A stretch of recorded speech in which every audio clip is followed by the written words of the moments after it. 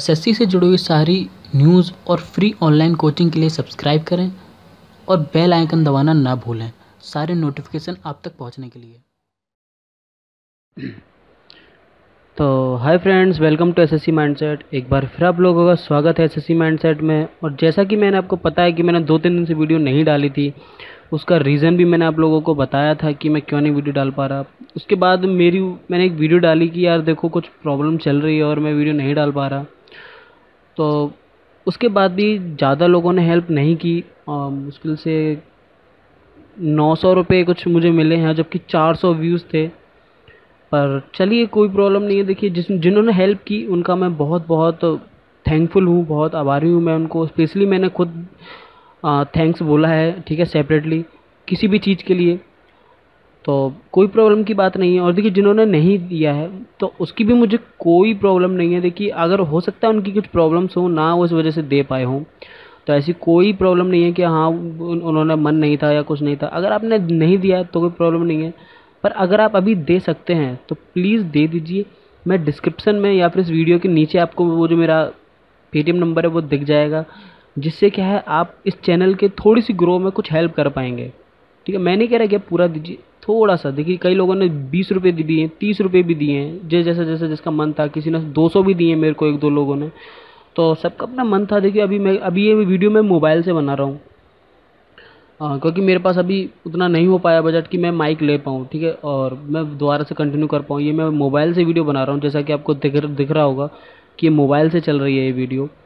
तो आज पर मैं ये है कि देखिए बहुत दिन हो गए थे और मैं ज़्यादा गैप नहीं कर सकता पढ़ाने के लिए। तो इसलिए क्या है, मैं ज्योग्राफी की वीडियो स्टार्ट कर रहा हूँ मोबाइल से ही, ठीक है। कोशिश करूँगा कि जैसा मैं अपने कंप्यूटर से और लैपटॉप से पढ़ाता हूँ बिल्कुल वैसा ही मैं आपको इससे भी पढ़ा पाऊँ। थोड़ा मुश्किल आएगी, पर देखिए मैं पूरी कोशिश करूँगा कि आप लोगों को समझ में आ जाए, क्योंकि मैं आप लोगों का साथ तो नहीं छोड़ सकता। देखिए मेरी भी मजबूरी है और आप लोगों को भी मैं अकेला नहीं छोड़ सकता। तो थोड़ा सा समझने की कोशिश करिएगा और थोड़ा सा मेरा भी सपोर्ट कीजिए। देखिए क्योंकि पता है अभी इतना बड़ा चैनल हुआ नहीं है मेरा, और मुझसे एक ने कहा कि सर आप ऐसी वीडियो डालिए जिससे आपके व्यूज़ आ जाएं, आपके सब्सक्राइबर बढ़ जाएं। मेरे एक बहुत पुराने सब्सक्राइबर हैं, उन्होंने मुझसे कहा। तो देखिए वो ठीक है कि हाँ मैं पुराने प्रीवियस ईयर के पेपर डालूंगा तो मेरे को व्यूज़ मिलेंगे, पर मेरा काम जो मेरा मेन मोटिव है ना, वो मेरा पढ़ाना है। मुझे मतलब नहीं कि मेरे कितने सब्सक्राइबर हो रहे हैं, कितने मेरे यूट्यूब से पैसे मिल रहे हैं नहीं मिल रहे। मेरा काम जो है वो, अभी मेरा जो मेन मोटिव है सब सिलेबस कंप्लीट कराना है। पहले सिलेबस कंप्लीट करा दूँ, उसके बाद ही मैं कुछ आगे पढ़ाने की सोचूंगा। तो देखिए बहुत देर हो गई मुझे बोलते बोलते, तो स्टार्ट करते हैं हम, ठीक है। और यार लॉक लग गया है, सॉरी। हाँ चलिए स्टार्ट करते हैं। तो देखिए जो पहला जो आज हम पढ़ेंगे एटमॉस्फेयर के बारे में, जो मैंने आपको लगभग लगभग पूरा पढ़ा दिया था।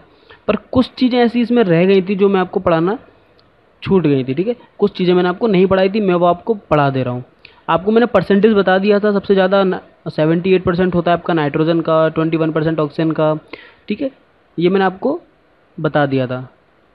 अब देखिए ये कुछ किलोमीटर्स थे, ये भी मैंने आपको बताए थे कि 18 किलोमीटर का वो आपका ट्रोपोस्फेयर होता है, 50 किलोमीटर तक आपका स्ट्रेटोस्फेयर होता है, मेसोस्फेयर होता है, ठीक है। और उसके बाद आयनोस्फेयर होता है, या जिसको हम थर्मोस्फेयर भी कहते हैं। देखिए ये मैं आपको बताना भूल गया था कि जो थर्मोस्फेयर होता है ना, उसी को हम आयनोस्फेयर भी कहते हैं, ठीक है। तो ये चीज़ आपको याद रखनी है। देखिए जहाँ मेरा पॉइंट है आपको वहाँ पर आपको दिख रहा होगा कि थर्मोस्फेयर को ही आयनोस्फेयर कहते हैं।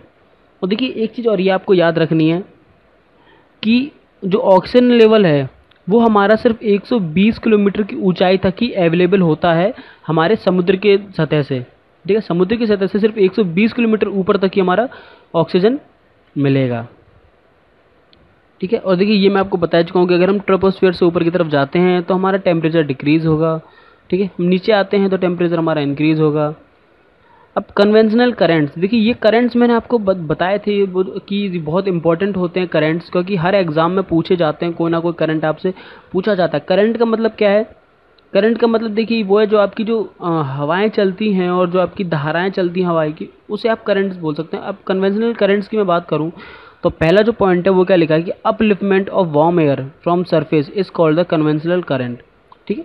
देखिए वही बताया ना कि जो जो आपकी सरफेस थी, नॉर्मल सरफेस, उससे जो आपकी गर्म हवाएं होती हैं, करंट जैसे आपने देखा होगा कि अलास्का की हवा कहीं कहीं की आ रही है, आपकी वेस्टर्न से हवा आ रही है, गर्म हवाएं आ रही हैं, जो लू पड़ती है आपकी, ठीक है, वो गर्म जो हवाएं होती हैं, जो एयर्स की जो गर्म होने की वजह से अपलिफ्टमेंट मतलब उसका ऊपर चली जाती है, वो आपकी कन्वेंशनल करंट बन जाती हैं, ठीक है। अगर बात करें, देखिए, जो upper limit of troposphere is up to the limit of the conventional current, ठीक है। अब वो क्या कह रहा है, उसका कहना ये है कि जो भी आपकी अपर लिमिट है ट्रेपोस्फेयर की, ठीक है, वो वहाँ तक है जहाँ तक आपकी कन्वेंशनल करंट पहुँच पाती है। मतलब ट्रेपोस्फेयर की लिमिट है वहाँ तक जहाँ तक आपकी कन्वेंशनल करंट पहुँच रही हैं। उसके बाद देखिए नेक्स्ट पॉइंट बन रहा है आपका, ये जो पॉइंट आपका है, ये क्या कह रहा है कि we find increase temperature after, ठीक है, entering in stratosphere because ozone layer is stratosphere that protects us from the UV rays. देखिए वो कह रहा है कि हम जो हमारा टेम्परेचर होता है वो इंक्रीज़ हो जाता है स्ट्रेटोस्फेयर में, क्यों? क्योंकि वहाँ पर ओजोन लेयर होती है और जहाँ पर यूवी रेज आके उससे टकराती हैं, इस वजह से वहाँ पर हीट बढ़ती है।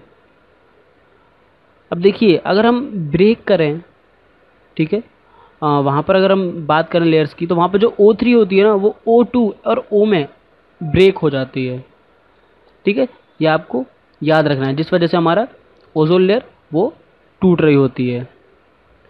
अगर बात करें तो presently freon gas is being used as the place of CFC। देखिए क्लोरोफ्लोरोकार्बन जो हफ्ता होता है उसकी जगह आज के टाइम पे फ्रियोन गैस यूज़ की जा रही है, ठीक है, ये आपको याद रखना है। नेक्स्ट पॉइंट है आपका, देखिए Dobson is the unit of measure of the ozone. अब देखिए डॉप्सन, अब आपको आ गया है डॉप्सन क्या होता है। डॉप्सन कोई कंपनी ऐसा कुछ नहीं है, एग्जाम में पूछा जाएगी डॉप्सन किसकी यूनिट है, तो डॉप्सन यूनिट है ओजोन को नापने की, ओजोन लेयर को मेजर करने की, ठीक है। ऐसे देखिए अब उसका इंस्ट्रूमेंट होता है डॉप्सन स्पेक्ट्रोमीटर, ठीक है। क्या होता है डॉप्सन स्पेक्ट्रोमीटर, एक इंस्ट्रूमेंट होता है जो नापता है आपकी ओजोन लेयर को, और यूनिट क्या होती है सिर्फ डॉप्सन, ठीक है। अब देखिए अब कुछ पॉइंट आपके और हैं कि एरोप्लेन वो किसके नीचे उड़ता है, वो स्ट्रेटोस्फेयर के नीचे उड़ता है, ठीक है, स्ट्रेटोस्फेयर के नीचे उड़ता है।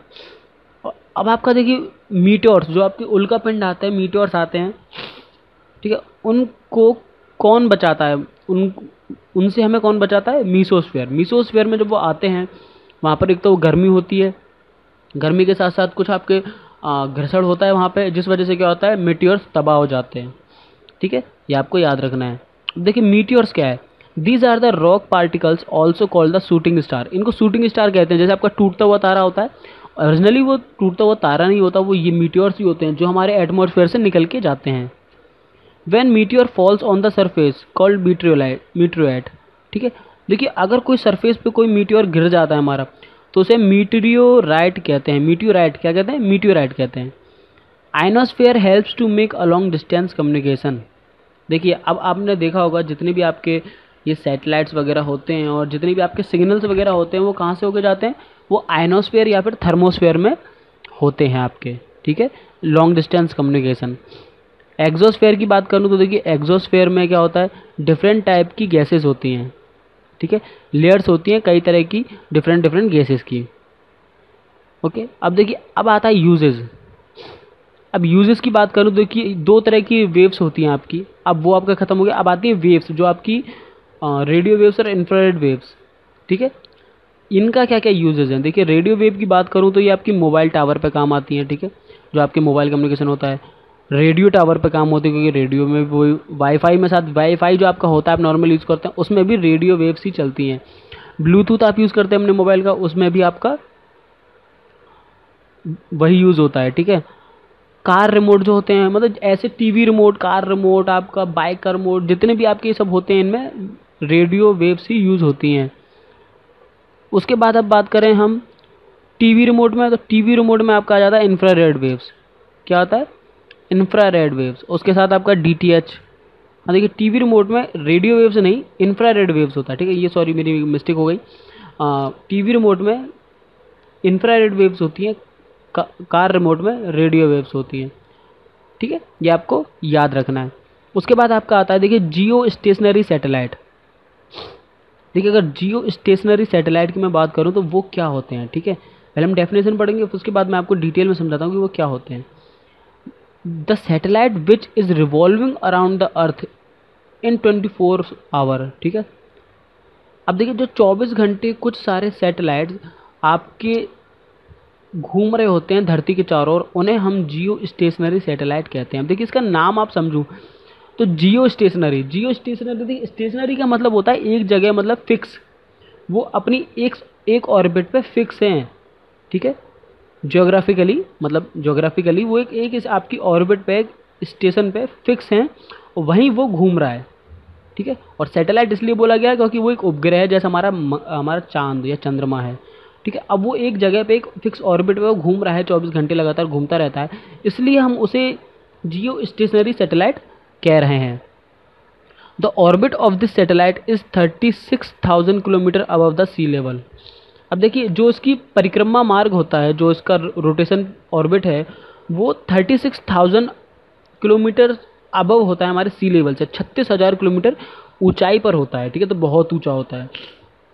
उसके बाद आते हैं आपके विंड सिस्टम। देखिए अगर विंड सिस्टम की मैं बात करूं तो विंड सिस्टम के अंदर आपका ब्लोइंग एयर, जो आपकी जो हवा जो चलती है, मतलब जो हवा मूव हो रही है। देखिए विंड आपकी हो गई, एयर जो आपकी होती है ना, वो सिर्फ हम जैसे आप कमरे में बैठे थे यार, हवा है यहाँ पे, मतलब हम सांस ले पा रहे हैं, वो हमारी एयर है। पर अगर कोई एयर स्पीड से मूव करने लग जाए, ठीक है, ब्लो होने लग जाए, वो हमारी विंड कहलाती है। ठीक है, wind always blow from high air pressure to low air pressure. ये भी देखिए आपको याद रखना है कि जो हवा है वो हमेशा हाई एयर प्रेशर से लो एयर प्रेशर की तरफ जाती है।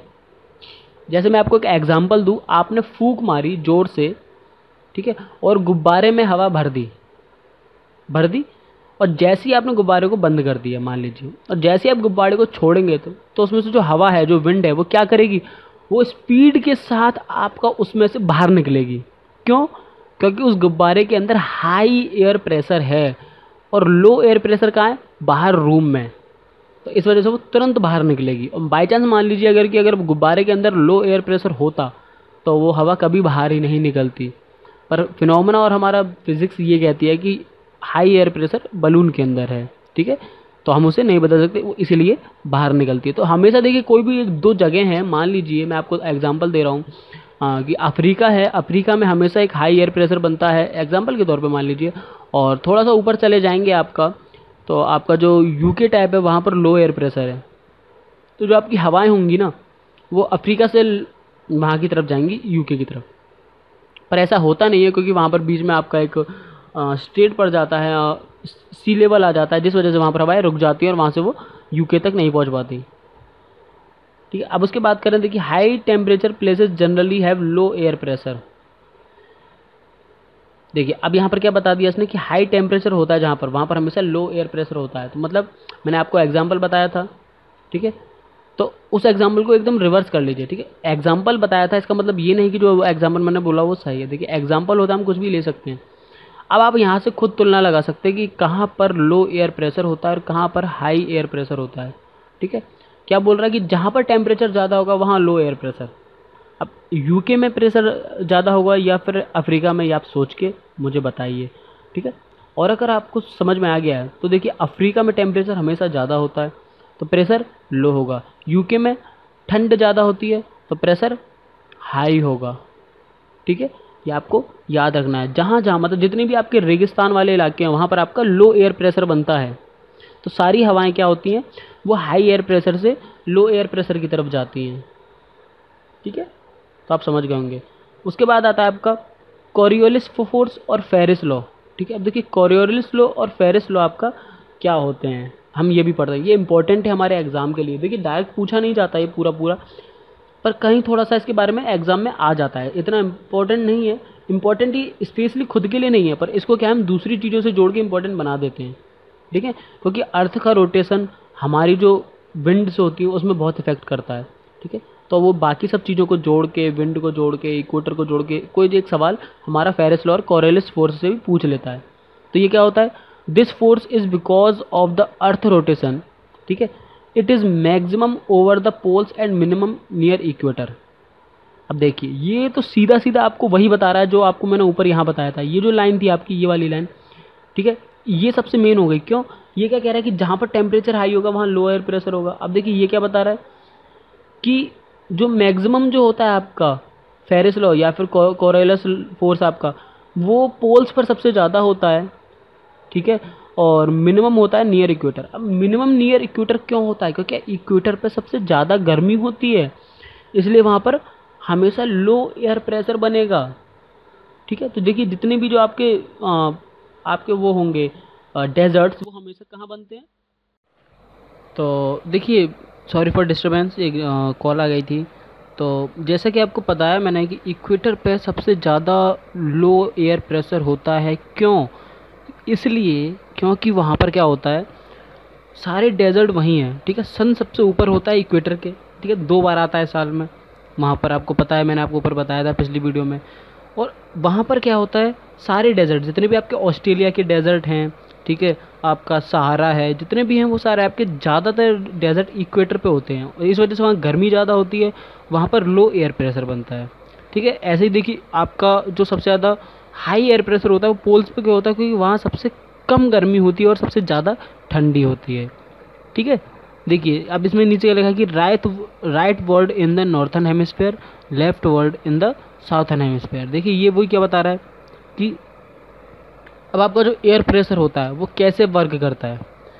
जैसा आपको दिख रहा है, ये आपको 2 सर्कल से मैंने बनाया, 2 पंखे से मैंने बनाया, एक नॉर्थन हेमिस्फेयर में, एक साउथर्न हेमिस्फेयर में। तो देखिए अगर साउथर्न हेमिस्फेयर की मैं अगर बात करूँ, नीचे वाले की बात करूँ, जो यहाँ है आपका, ठीक है, ये आपको दिख रहा है, इसमें क्या है कि जितने भी आपका जो हवा का जो रोटेशन है वो क्या है, वो राइट टू लेफ्ट है, ठीक है, मतलब एंटी क्लॉकवाइज है, ठीक है। साउथर्न हेमिस्फेयर में कैसा है, एंटी क्लॉकवाइज। और अगर मैं नॉर्थन हेमिस्फेयर की बात करूं तो क्लॉकवाइज आपका जो एयर चलती है, ठीक है। ये आपको याद रखना है, मतलब दाईं तरफ घूमती है नॉर्थन हेमिस्फेयर में और बाईं तरफ घूमती है साउथर्न हेमिस्फेयर में। देखिए 3 प्रकार की विंड भी होती हैं आपकी, ठीक है। कितने प्रकार की? 3 प्रकार की। पहली है परमानेंट और प्लेनेटरी विंड्स, ठीक है, परमानेंट विंड्स या फिर प्लेनेटरी विंड्स। अब ये क्या होती हैं, अब ये हम देखते हैं। Blows in the same direction whole the year. देखिए परमानेंट विंड का मतलब आप नाम से समझ जाएंगे, प्लेनेटरी विंड का भी नाम आप नाम से समझ जाएंगे। वो सारी हवाएं जो एक ही दिशा में और एक ही डायरेक्शन में पूरे साल घूमती रहती हैं, उनमें कोई चेंज नहीं आता। एग्जाम्पल के तौर पर ट्रेड विंड, ठीक है, वेस्टर्लाइज विंड्स या फिर पोलर विंड्स, ये 3 विंड्स ऐसी हैं जो हम पूरे साल में नहीं बदलती, ऐसी घूमती रहती हैं। उसके बाद आता है लोकल विंड्स। लोकल विंड्स जो होती है हमारी जो जगह और सीज़न के हिसाब से बनती हैं, जैसे हमारी गर्मियों में लू आती है हमारे इंडिया में, ठीक है, प्लेस के हिसाब से, वो हमारी एक तरह से लोकल विंड है। फिर उसके बाद होता है मॉनसून विंड्स, ठीक है। मॉनसून विंड्स की अगर मैं बात करूँ तो winds those reverse their direction with the change off season. Monsoon winds वो विंड्स होती हैं जो सीज़न बदलने के साथ साथ अपनी दिशा भी बदल देती हैं, ठीक है। देखिए परमानेंट विंड्स की अगर मैं बात करूं तो परमानेंट विंड्स क्या होती हैं, कहाँ से निकलती हैं? ये निकलती हैं आपकी इक्वेटर से। देखिए आपको दिख रहा होगा यहाँ इक्वेटर पे बिल्कुल बीच में, मैं आपको बड़ा करके दिखाता हूँ। देखिए ये आपका इक्वेटर है, ठीक है, यहाँ से ये निकल रही है और किधर जा रही है ये आपकी? ये जा रही है आपकी ट्रॉपिक ऑफ कैंसर पे, ठीक है। ये देखिए यहाँ से निकली और यहाँ गई, ठीक है। उसके बाद क्या हुआ? उसके बाद आपकी एक है जो यहाँ से निकली आर्कटिक लाइन से, ठीक है, और वो फिर से इक्वेटर पे जा रही है। मतलब ज़्यादातर हवाएं क्या होती हैं, देखिए आप ये ध्यान से देखने की कोशिश करिए कि सारी लाइन 2 जगह से निकल रही हैं। ट्रॉपिक ऑफ कैंसर और ट्रॉपिक ऑफ कैप्रिकॉर्न से कोई विंड नहीं निकलती है, ठीक है। किस तरफ साइड से? लेफ्ट साइड से। अब आप राइट साइड से देखें, ठीक है, तो यहाँ से भी बिल्कुल वैसा ही बनेगा। ये आपको याद रखना है, ठीक है। ट्रॉपिक ऑफ कैंसर और ट्रॉपिक ऑफ कैप्रिकॉर्न से कोई भी विंड नहीं निकलती है, वहाँ पर सारी हवाएं आती हैं, ठीक है। बनती कहाँ पे है? आपकी बनती हैं एकदम इक्वेटर पे, ठीक है। और ठंडी हवाएं बनती हैं आपकी जो पोलर बेल्ट होती है। देखिए पोलर बेल्ट जो आपकी यहाँ से है, ठीक है, वो ठंडी हवाएं बनती हैं आपकी आर्कटिक लाइन से, ठीक है। ये होती है आपकी सब ट्रॉपिकल बेल्ट, ये आपकी इक्वेटेरियल बेल्ट होती है। यहाँ से जो आपकी ट्रेड विंड्स निकलती है, देखिए ट्रेड विंड है आपकी, ठीक है, इक्वेटर के नीचे ट्रेड विंड्स होती हैं यहाँ पे। उसके बाद होती है वेस्टर्लाइज विंड, जो आपकी यहाँ पर नीचे, ठीक है, साउथर्न पोल की साइड होती हैं, ये आपकी वेस्टर्लाइज विंड्स होती हैं।